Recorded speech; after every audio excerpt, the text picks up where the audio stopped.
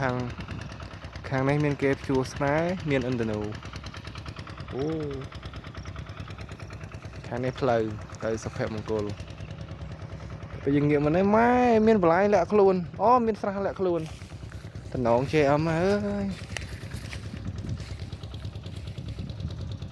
អត់មានសំណាញ់ទៀត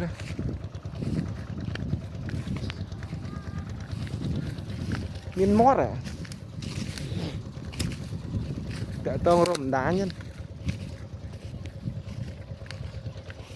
ចង្វាមិនទេចង្វាខាងនោះគេបរហូតទឹកចេញមកពីគេ